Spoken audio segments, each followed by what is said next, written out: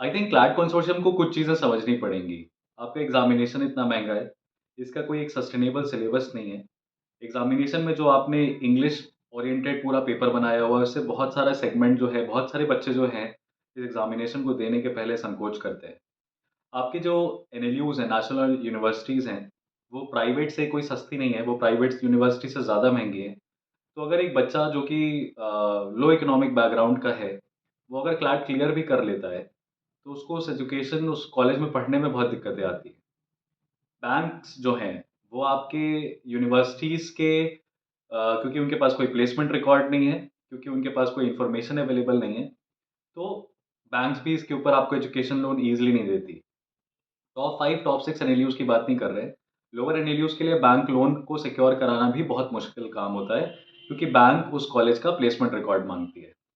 आपकी national universities ने अपने पब्लिक प्लेटफ़ॉर्म पे, अपनी वेबसाइट्स पे नंबर ऑफ सीट्स तो बता रखी हैं कितनी हैं, पर in campus placement last year किसका हुआ था? कितने बच्चे सेलेक्ट हुए? कितने बच्चे इन हाउस हुए? कितने बच्चों ने पीपीओ लिया? कितने बच्चे इंटर्नशिप के बलबूते पे गए? इस तरह का कोई भी रिकॉर्ड आपका नहीं है। हालाँकि ये प्राइवेट आईआईटी वाले कॉलेजेस और इंजीनियरिंग कॉलेजेस भी नहीं करते हैं, बट आप तो गवर्नमेंट हो, तो आप ये चीज़ें बता सकते हो खुल के। I think there is nothing to hide. उसके बाद मार्केट में इतना बड़ा हुआ है कि एनएलयू से ग्रेजुएशन कर लोगे, तो 18 लाख का पैकेज लगेगा, 16 लाख का पैकेज लगेगा, 15 लाख का पैकेज लगेगा। आपके B grade, A grade NLU से ग्रेजुएटेड टीचर्स जो बाहर मार्केट में घूम रहे हैं या एडवोकेट्स जो प्रैक्टिस कर रहे हैं, दे बेग टू डिफर।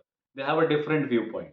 तो इसका मतलब ये है कि मार्केट में जो इंडस्ट्री स्टैंडर्ड्स हैं, जो भी आपने खबर बना रखी है और जो एक्चुअल प्रैक्टिस है, जो एक्चुअली हो रहा है, उसमें there is a wide gap. अब हो सकता है मेरी आवाज़ एक डिसग्रंटल्ड, नॉन एनएलयूआइट और एक फेल्ड कैंडिडेट की तरह देखी जाए। But I think that people, those who agree to this view point, will believe that why did we pursue legal education or graduation in law? Because we were independent thinkers. We could not be employed. We were not running behind jobs, and we wish to continue the sense of independence that this litigation field offers. And at the end, we wanted a professional course also. We wanted a profession for ourselves.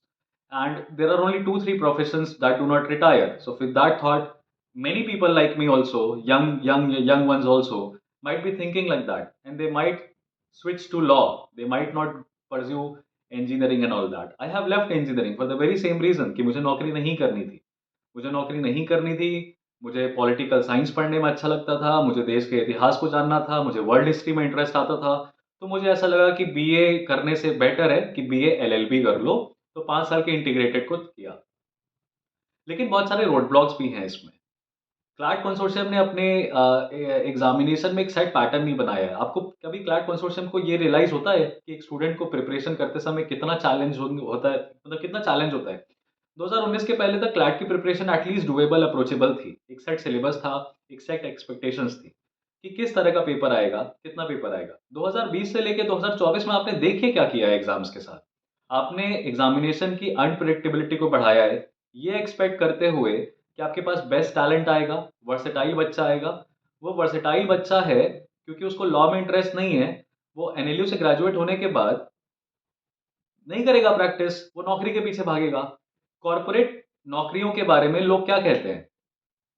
Corporate नौकरियों के बारे में law field में लोग क्या कहते हैं? कि पैसा तो बहुत है, बट वर्क कल्चर सस्टेनेबल नहीं है। कोविड के बाद इन फर्म्स का क्या हुआ? इन नौकरियों का क्या हुआ? कोई क्यों नहीं खुल के इसके बारे में बात करता है? At the end of the day, अगर बात इतनी सी है कि अगर हम लिटिगेशन में जाते हैं, हमारे चीफ जस्टिस साहब हैं, सुप्रीम कोर्ट के इतने जजेस हैं, वो ये कह रहे हैं कि यंग वंस लिटिगेशन में नहीं जा रहे। यंग वंस लिटिगेशन में इसलिए नहीं जा रहे क्योंकि आपने उनसे 25 लाख रुपए 5 साल के जमा करवा लिए हैं। बाप का कर्जा है, वो चुकाएगा कौन? लिटिगेशन में जो डिस्ट्रिक्ट लेवल और हाई कोर्ट लेवल पे जो सीनियर्स हैं, सीनियर एडवोकेट्स हैं, जब वो किसी भी इंटर्न को रखते हैं, तो एक बहुत बड़ा ट्रेंड चल रहा है कि लोग, बच्चे ये कह रहे हैं कि इंटर्नशिप्स में पैसे नहीं देते। आप क्लेरिकल लेवल काम कराते हो, आप इतने बड़े-बड़े मेमो ड्राफ्ट करवाते हो, आप बच्चों को फाइल पकड़वा के इतनी जगह दौड़ाते हो, उनके इंटर्नशिप में आने का जो तेल का खर्चा होता है, वो भी नहीं पे करते आप। तो इसको हम लोग अंग्रेज़ों के ज़माने में बेगार कहते थे, बेगार, ठीक है? बिना वेतन का काम। 3,000 रुपए बच्चा स्टाइपेंड माँगता है, 4,000 रुपए बच्चा स्टाइपेंड माँगता है, आपकी फट जाती है। तो सीनियर्स जूनियर्स को पहले इंस्टेंस में कह देते हैं कि तुम इस फील्ड के लिए बने नहीं हो। तो इतने बड़े माया जाल में आप एक चीज तो कर सकते हो, लीगल एजुकेशन को डुएबल, प्रिडिक्टेबल बना सकते हो, अप्रोचेबल बना सकते हो। अभी कल को बात ये आ जाएगी कि इस क्लैट एग्जामिनेशन को वर्नाकुलर लैंग्वेजेस में कराना है, तो आपकी तो हालत खराब हो जाएगी। कहाँ से लेके आओगे ये पैसेजेस जो तुम उठा के लेके आते हो इस बार के क्लैट के पेपर में? एटलीस्ट कुछ तो बताओ। तुम्हारा सैंपल पेपर रिलीज होता है हर साल एग्जाम के पहले, तुम एक सैंपल पेपर रिलीज करते हो, तुम 3 सैंपल पेपर रिलीज करते हो, उसमें जिस तरह के तुम क्वेश्चंस देते हो और फिर तुम्हारे जो एग्जाम में क्वेश्चन आते हैं, तो सैंपल पेपर दो ही मत ना। जब तुमने ऑलरेडी एक सैंपल पेपर तो 2020 में चाहिए था तुमसे, क्योंकि पता नहीं था कि तुम किस तरह का पेपर लेके आओगे। लेकिन तुमने जो सैंपल पेपर अभी दिया 2024 में जो तुमने किया, मुझे लगता है क्लैट कंसोर्शियम को थोड़ा समझना पड़ेगा कि तुमने नाम का कंसोर्शियम बना दिया है, पर तुम्हारे जो नेशनल यूनिवर्सिटीज हैं सबका अलग अलग स्टैंडर्ड है। जब ये एग्जामिनेशन पेपर बनाती है, जब ये एग्जाम पेपर बनाती है, तो वो एनएलयू अपनी कॉम्पिटेंसी के हिसाब से पेपर बनाती है। बड़ी खतरनाक एनएलएसआईयू और एनएलयू दिल्ली में अलग सा ईगो है। किस बात का ईगो है भाई तुम्हारे अंदर? किस बात का ईगो है? कौन से सुप्रीम कोर्ट का जज, कौन से हाई कोर्ट का जज आज तक नेशनल यूनिवर्सिटी से निकला है? तुम लोग अभी रिसेंटली उभरे हो, तुम एक इमर्जिंग फील्ड हो, तुम एक इमर्जिंग करियर स्कोप हो। और मैं एक बात बता दूं, फ्लैट देने वाले बच्चों में मैक्सिमम संख्या किनकी है? फ्लैट, शायद मच्छर को भी मेरी बात अच्छी नहीं लग रही है, फ्लैट देने में मैक्सिमम संख्या क्लैट देने वालों की किनकी है? जिनको अदर कोई करियर ऑप्शन समझ में नहीं आ रहा है वो क्लैट दे रहे हैं। तो क्लैट एग्जामिनेशन वैसे भी किसी की कोई एस्पिरेशन नहीं है। अरे जब आईएएस बनने में एनएलयू से फर्क नहीं पड़ता, जब जज बनने में एनएलयू से फर्क नहीं पड़ता, जब हाई कोर्ट में प्रैक्टिस करने से एनएलयू से फर्क नहीं पड़ता, डिस्ट्रिक्ट कोर्ट में एनएलयू से फर्क नहीं पड़ता, सुप्रीम कोर्ट में प्रैक्टिस करने से एनएलयू में फर्क नहीं पड़ता, इसका मतलब एनएलयू क्या बनाता है at the end of the day? Corporate slaves. Corporate slaves. 25 lakh का तुम्हारे पर कर्जा रहेगा, तुम 9 से 6 क्या 9 से 9 की नौकरी झक मार के करोगे। और एक्चुअली में किसी की मजबूरी होगी वो इतना काम करेगा, अदरवाइज कौन इतना काम करना चाहेगा भाई? तो legal education, legal field is about freedom, no sense of freedom. हमें आज मन है तो हम काम करेंगे, हमें मन नहीं है तो हम काम नहीं करेंगे। आपको महीने भर में 1000 केस नहीं चाहिए रहते हैं, आपको 5 केस सही चाहिए रहते हैं। तो ये तो बिना एनएलयू के भी मिल जाएगा। तो काहे को बच्चा इतना मेहनत करेगा? और तुम जरा, क्लैट कंसोर्शियम इस चीज पे नजर नहीं रखता। एक एग्जामिनिंग बॉडी हो, तुम लॉ की फील्ड हो, तुम ये तो कर सकते हो, प्रोलिफरेशन ऑफ लीगल कोचिंग्स दबा सकते हो इस चीज को। एनएलयू की फीस 3.5 लाख रुपए पर एनम है। बच्चा जब उस कोचिंग की तैयारी करने, उसको कोचिंग ज्वाइन करता है 6 महीने का, तुमको पता है ये लोग 1.5 लाख रुपए ले रहे हैं। इसके बारे में क्लैट कंसोर्शियम क्यों नहीं कहता? ठीक है तुम एक रेगुलेटिंग बॉडी नहीं हो, पर तुम बच्चे अल्टीमेटली तुम तक आने वाले हैं, तो उनके इंटरेस्ट को सेफगार्ड नहीं करोगे? तो कुछ तो करो भाई, अपने पेपर को प्रिडिक्टेबल बनाओ, या तो एक सेट सिलेबस करो, कुछ स्टैंडर्ड सैंपल बुक्स निकालो, कुछ तो ऐसा करो। हम जैसे टीचर्स जो क्लैट में बच्चों को पुश कर रहे हैं, बड़ा तकलीफ होता है बाद में 5 साल के बाद, जब वो बच्चा आके कहता है कि सर गलत लाइन चूज कर ली। मुझे नहीं पता था कि आगे लाइफ में इतने धक्के और इतनी बेरोजगारी, इतनी बेगारी है। बड़ा बड़ा तकलीफ होता है खुद को भी ऐसी जगह पे देख के। बट हर कोई वैसा नहीं हो सकता कि एक स्टेबल बैकग्राउंड से आता हो, सबके पास उतने ही एक ही तरह के स्किल सेट्स हों कि वो अपना करियर, अपना पाथ खुद से बना लेगा। हम जैसे लोग खुद से अपना करियर पाथ बना लेंगे, कोई नौकरी दे चाहे ना दे, भूखे नहीं मरने वाले, स्किल सेट्स हैं। तो पहली बात तो क्लैट कंसोर्शियम से मेरी ये है कि they really need to think that they are playing with the god damn lives of so many students, right? And they are affecting the lives of so many students. तो उनको वहां पे भी एक चीज सोचनी पड़ेगी। कुछ कुछ चीजों को आपको प्रोडिक्टेबल, आप गवर्नमेंट हो नहीं, आप सेमी ऑटोनॉमस हो, तो depending on the performance of the state governments, और you can say exposure of the state governments और concern of the state governments towards legal education of that state, the performance of the state national universities are there. And it can't be denigrated and it can't be denied that this is the reason why Gandhinagar and Jodhpur is much, much, much better than what Uttar Pradesh or what Patna or what for that matter Odisha is doing. आप समझ रहे हैं ना? NLIU Bhopal बहुत नीचे था, इतना ऊपर उठते हुए आ गए क्योंकि state government gives that kind of support. MP में जुडिशरी का क्रेज है क्योंकि वहां के इंस्टीट्यूशंस, वहां के डिस्ट्रिक्ट कोर्ट्स, वहां के हाई कोर्ट्स ने वो सैंक्टिटी और वो डेकोरम बना के रखा हुआ है। Look at what Uttar Pradesh is, look at where Bihar is. CNLU Patna के मुझे कुछ ग्रेजुएट्स मिले, वो मेरे साथ किसी कॉलेज में एंट्रेंस देने आए थे, एलएलएम का एंड ऑल ऑफ दैट। मैंने कहा तुम लोग क्यों एलएलएम करना चाह रहे हो, why you want to pursue LLM? क्योंकि उन्होंने कहा कि उनका सीएनएलयू पटना से ग्रेजुएट होकर कुछ नौकरी वोकरी तो लगा नहीं, और हमारे कॉलेजेस में उन्हीं 5 बच्चे 6 बच्चों को पूछा जा रहा है जो कि टॉप टियर फर्म्स में इंटर्न करके आए। तो जब एनएलयूज का ये हाल है, तो प्राइवेट से आप क्या ही एक्सपेक्ट करोगे? फिर प्राइवेट वाला आके कहता है कि 5-6 लाख रुपए हम क्यों ना मांगे भाई, जब हमें एक रिटायर्ड सुप्रीम कोर्ट के जज को बुला के हमें क्लास देनी पड़ रही है, तो हमें उसको पैसा देना पड़ रहा है। अरे तो किस बात का आप बात एक्सपेक्ट करते हो कि फिर इंटरव्यू में बैठे रहते हो तो बच्चों से क्यों बोलते हो कि तुम प्रैक्टिस क्यों नहीं कर रहे? कहाँ से करेगा वो प्रैक्टिस? प्रैक्टिस करेगा, कमाएगा कैसा? तुम्हारे सीनियर 1,000 रुपए भी देते हैं। मैंने 1 महीना काम किया जिला कोर्ट में, 1 महीना अपने फाइनल ईयर में। मेरे को 1 दिन का पता है, 1 महीने में 1 दिन में मुझे कितना रुपए मेरे सीनियर ने दिया? 100 रुपया निकाल के अपनी ऊपर की जेब से दिया। ये तो लेबरों से भी कम है। ऐसे में आप एक्सपेक्ट करते हो कि बच्चा इस प्रोफेशन को, तो ये पूरा माया जाल है बेटा। थर्ड 3 जनरेशन 2 जनरेशन वाले लोग हैं यहाँ पे, अच्छा खासा कमा रहे हैं। मेरे बाप ने मेहनत करी, मेरे दादा ने मेहनत करी, तो जुगाड़ है तो मैं यहाँ पे बैठ के दुकान खोल के टेबल चेयर ला के बैठ जाऊंगा ना, तो मेरे पास 4 केस 5 केस तो आ जाएगा। तो एक्चुअल पिक्चर क्या है ये तो कोई बता नहीं रहा। उसको छोड़ो, मेरा ग्रज नहीं है। मेरा एग्जामिनिंग बॉडी से ये कहना है कि जिस तरीके के पेपर के ट्रेडिशन को, ट्रेंड को आप चेंज करते हुए जा रहे हो, बच्चे रोते हैं, बड़ा तकलीफ होता है उनको वैसे देख के। आईआईटी डिफिकल्ट है, उसने अपना बना के तो रखा है कि वो डिफिकल्ट है, वो पहले ही कह देता है मैं तुम्हारी औकात के बाहर हूं। क्लैट कंसोर्शियम तुम तो ये दिखाते हो कि तुम औकात के हो, बट तुम बच्चों को बाद में क्या करते हो उनके साथ? हम बच्चों को मोटिवेट कर सकते हैं, ये कह सकते हैं उनसे कि पेपर डिफिकल्ट आए चाहे इजी आए, डिफिकल्ट आया सभी के लिए आया, इजी आया सभी के लिए आया, you have to perform. That's good source of piece of motivation to them. Okay, that's it. But किसी का तो करियर बर्बाद हुआ ना, कोई तो जिंदगी पीछे तबाह हुई ना। अब वो दर दर भटकेगा प्राइवेट कॉलेजेस में। प्राइवेट कॉलेज 2 लाख में करा दे रहा है, तुम किस बात का 3.5 लाख रुपए ले रहे हो? साल भर का 3 लाख रुपए ले रहे हो।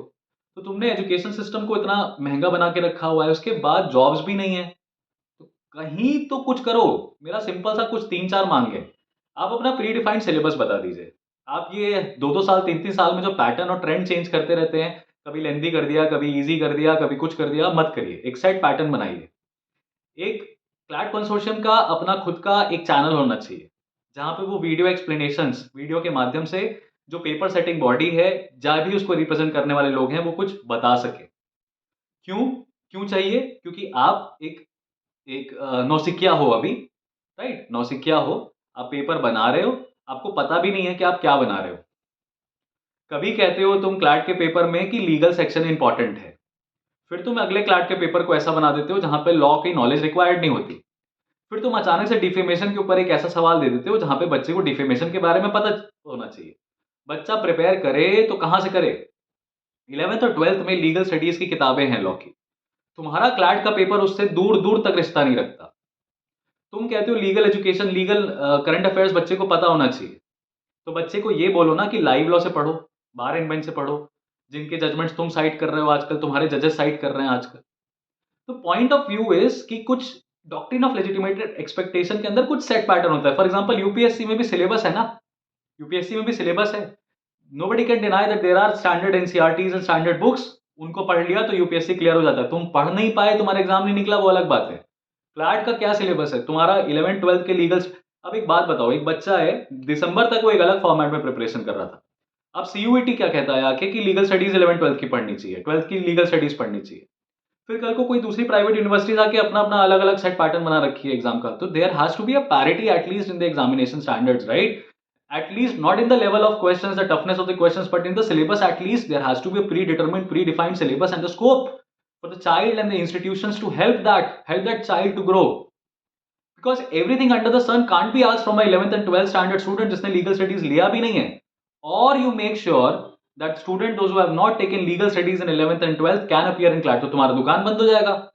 तुमको 4,000 बच्चे 4,000 रुपए देते हैं, फॉर्म में 50,000 बच्चे भी देते हैं. जस्ट इमेजिन तुमसे फॉर्म से कितना कमाते हो. Just imagine that, where that money is going, किसकी पॉकेट पड़ रहा है, वो कहां जा रहा है, कहां जा रहा है वो पैसा? तुम्हारे एनएलयूज आके क्यों नहीं कहते कि कितने लोगों का प्लेसमेंट लगा, कितने लोगों का नहीं लगा? At least let the truth come out. गए वो मार्केट में दिन का 18 लाख 20 लाख का पैकेज है, मुझे तो नहीं दिखाई दिया कोई कि 18-20 लाख का पैकेज है। तुम्हें पता है फर्म्स में मैंने बहुत सारे पार्टनर्स को, मैनेजिंग पार्टनर्स को और इन लोगों को अप्रोच किया कि आप प्लीज़ बच्चों से आके बात करिए। They said no we can't do that. मेरे अगर फर्म को पता चल जाएगा कि मैंने उनके स्ट्रिंजेंट ऑफिस प्रैक्टिसेस के बारे में कहीं पे जाके बोला है, तो उनकी नौकरी खत्म हो जाएगी। बेचारे डरे हुए हैं। Though the people are scared, scared to death. उनके सर पे लोन है, कर्जा है। वो बच्चों को बता नहीं रहे आगे आके। कोई बोलता ही नहीं है इसके बारे में। बच्चों को पकड़-पकड़ के मार्केट में लोग पैसा बनाने के लिए बैठे हुए हैं। एक 18 लाख का नौकरी लगेगा, 15 अरे घंटा मिलेगा। कौन दे रहा है 18 लाख रुपए किस बात का? और बच्चे को जब वकालत ही करनी है तो वो काहे लिए नेशनल यूनिवर्सिटी में 3.5 लाख रुपए देगा? वो तो लोकल एलएलबी कॉलेज से एलएलबी कर ले और फर्स्ट ईयर से कॉलेज जाना चालू कर दे। फिर अचानक से तुम्हारे यहाँ पे लोग आ जाते हैं, कहते हैं 2 साल की प्रैक्टिस ज़रूरी है जुडिशरी देने के लिए। अरे कुछ तो बैलेंस करो बॉस। पहले ग्राउंड पे तो देखो कि बच्चे के साथ क्या बीत रही है, बच्चा कैसे आ रहा है वहां तक। फिर ऊपर कंडीशन सुपर इम्पोज करो ना। You have to help the state, the institutions, the bodies should help nurture a child that they develop the skills that can be utilized. तुम अपनी शर्तें लगा दो और बोलो कि तुम उस स्किल तक आओ, that is not how it is going to work. And this is not engineering, okay? At least I can say that the colleges of medical science are caring about their children. At least they are. The government is trying to create a stringent condition for licensing and all of this. Look at the kind of advocates are having license, boss. Bar council of India का all India bar examination open है, सबके पास licence है। जब सभी को licence मिल सकता है, then why the fuck am I going to pay nearly close to 18 lakh, 15 lakh, 20 lakh rupees invest in NLUs and then submit my license to a firm where they say that तुम 12 घंटे काम करो, हमारे यहाँ पे तुम प्रैक्टिस नहीं कर सकते, you can't represent the matter before the court. What is this kind of you can say self created god image that you people are pursuing? Think about it. Nobody is speaking. तुम मेरा कुछ लेके नहीं जा सकते boss. लेकिन मुझे लगता है कि ये बात बच्चों के जहन में है, ये बात ग्रेजुएट्स के जहन में है। पोस्ट कोविड सिनेरियो चेंज हो चुका है, बट कोई बोलेगा नहीं इसके बारे में आके। तो मैं चाहता हूँ कि ये बात लोगों तक पहुँचे और एक as a responsible examining body I would expect CLAT consortium to give a clarification, to give। अब ये मत बोल देना कि तुमने तुम्हारी सिलेबस में सिलेबस डाल रखा है, तुम्हारी वेबसाइट में तुमने सिलेबस नहीं डाल रखा है। तुमने क्या एक्सपेक्ट कर रहे हो तुम बच्चे से, ये बता रखा है। सिलेबस बनाओ अपना, सिलेबस सिलेबस बनाओ। और 11th और 12th में CBSE में जो पढ़ाया जाता है ना, उसके दायरे में अपना सिलेबस बनाओ। अखबार बोलते हो इंपॉर्टेंट है, तो पेपर तुम्हारा अखबार से होना चाहिए, अखबार से होना चाहिए। कोई नॉवेल्स अगर बोलते हो कि इंपॉर्टेंट है, तो लिस्ट दो नॉवेल की कि ये नॉवेल इतनी बेयर मिनिमम पढ़ो। 11वीं 12वीं के बच्चे से तुम अपार असंख्य ज्ञान की महत्वाकांक्षा रख के पेपर नहीं डिजाइन कर सकते, नहीं कर सकते। गलत है ये गलत है, अनएथिकल है। तो सोचिएगा इसके बारे में।